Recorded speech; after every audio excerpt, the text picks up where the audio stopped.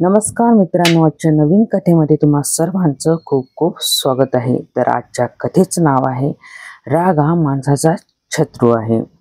तर कथेला आपण सुरुवात करूया। एकदा तथागत बुद्ध राजगृह येथील वेडूवनात उपदेशासाठी गेले।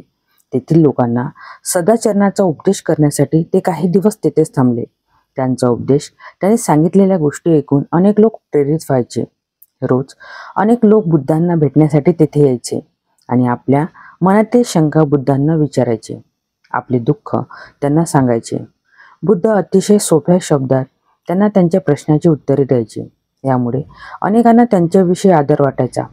त्याच नगरात भारद्वाज गोत्रातील एक ब्राह्मण आपल्या धनंजयानी नावाच्या पत्नीसोबत राहायचा।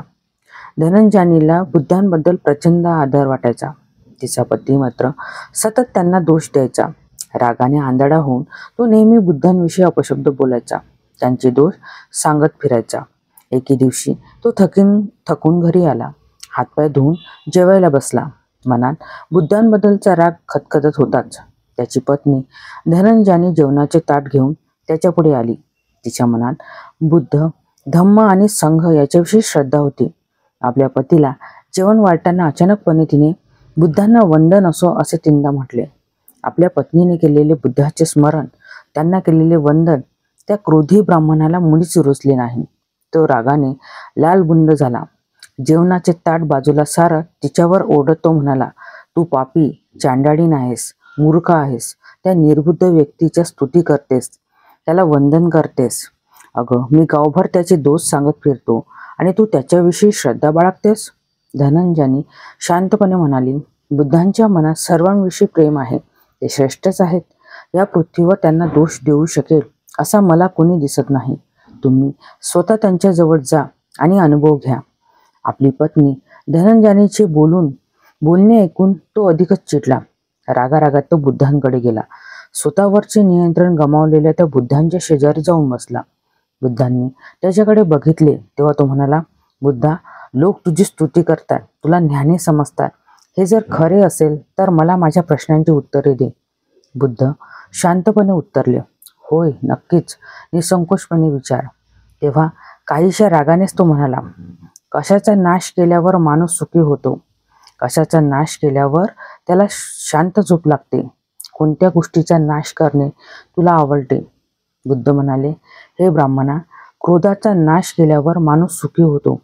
क्रोधाचा नाश केल्यावर त्याला शांत झोप लागते, त्यामुळे मला क्रोधाचा नाश करणे आवडते।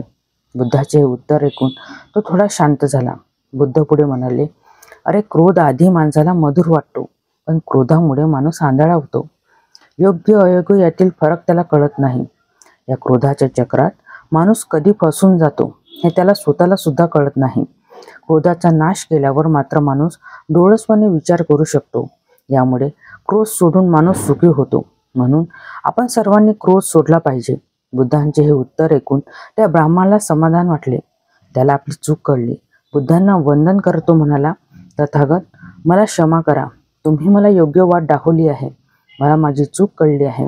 त्याने बुद्धाची क्षमा मागितली आणि तो बुद्धांना शरण गेला। ही सारी हकीकत तेथील दुसऱ्या एका भारद्वाज ब्राह्मणाला समजली, त्यामुळे तो खूप चिडला, रागाने लालबुंद झाला। एका ब्राह्मणाने बुद्धाला शरण जाणे त्याला मुळीच रुचले नाही। तो लगेच तथागताकडे गेला। क्रोधाने आंधळा झालेला तो ब्राह्मण असभ्य भाषेत कठोर शब्दात बुद्धांना शिवीगाळ करू लागला। तो इतका चिडूनही बुद्ध मात्र शांत राहिले। बुद्धांना शांत बघून तो अधिकच चिडला आणि त्यांना दोष देत राहिला। बुद्धांनी मात्र मनाची शांतता न गमावता त्यांच्याकडे दुर्लक्ष केले। आपण इतके कठोर अपशब्द बोलूनही बुद्धांना शांत बघून त्याला आश्चर्य वाटले। काही वेळाने तो ब्राह्मण शांत झाला आणि खाली बसला। तो बुद्धांना म्हणाला, गौतमा, मी तुझ्यावर चिडलो, तुला अपशब्द बोललो, दोष दिले, तरी तू शांत कसा? बुद्धांनी शांतपणे त्याला विचारले, तुझ्याकडे कोणी मित्र, नातेवाईक, पाहुणे म्हणून येतात का? यावर तो ब्राह्मण म्हणाला, हो, कधी कधी असे पाहुणे येतात। बुद्ध त्याला म्हणाले, मग तू त्यांच्यासाठी खाण्यापिण्याचे काही पदार्थ घरी तयार करतोस का?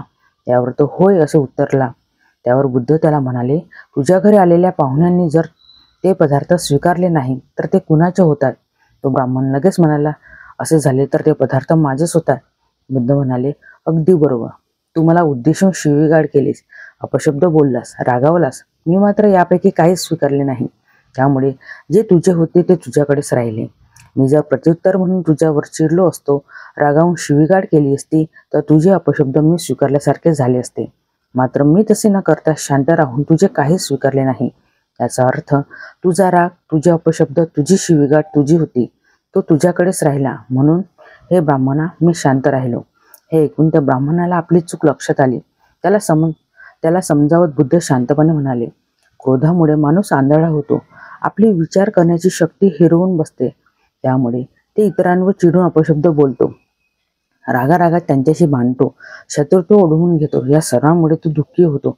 ज्ञानी माणूस मात्र हे सर्व जाणतो. त्यामुळे तो क्रोध करणाऱ्यावर चिडत नाही, अपशब्द बोलल्याने दुःखी होत नाही. क्रोध करणाऱ्यावर तो प्रेमाने मात करतो. ज्ञानी माणसाची सहनशीलता हाच त्याचा विजय असतो. त्यामुळे तो अपशब्द, शिवीगाळ सहन करून शांत राहतो. म्हणून हे ब्राह्मणा, कोणतेही कारण असो, माणसाने चिडू नये, दुसऱ्याबद्दल अपशब्द बोलू नये, संयम गमावू नये. तुझे कल्याण हो. हे सर्व ऐकल्यावर त्या ब्राह्मणाने बुद्धाला वंदन केले आणि त्यांना शरण गेला. अशा प्रकारे प्रत्येक वेळी बुद्धांनी शांतपणे अज्ञानाला ज्ञानाच्या आधारे, द्वेषाला प्रेमाच्या आधारे आणि उतावीळपणाला संयमाच्या आधारे जिंकले. तात्पर्य, क्रोध हा माणसाचा शत्रू आहे. क्रोधामुळे माणूस आंधळा होऊन इतरांवर चिडतो, वाईट बोलतो, इतरांना शत्रू समजायला लागतो. या सर्वांमुळे तो दुःखी होतो. त्यामुळे कोणतेही कारण असले तरी माणसाने क्रोधित होऊ नये, इतरांना अपशब्द बोलू नये. आशा करते की तुम्हाला आजची जी स्टोरी आहे, जी कथा आहे, ती आवडली असेल. तुमच्या काही कमेंट असेल त्यासुद्धा मला कळवा. आजचा व्हिडिओ आवडला असेल तर व्हिडिओला लाईक करा. चॅनलवरती नवीन असाल तर प्लीज चॅनलला सबस्क्राईब करा आणि भेटूया अशाच नवनवीन व्हिडिओमध्ये. तोपर्यंत धन्यवाद.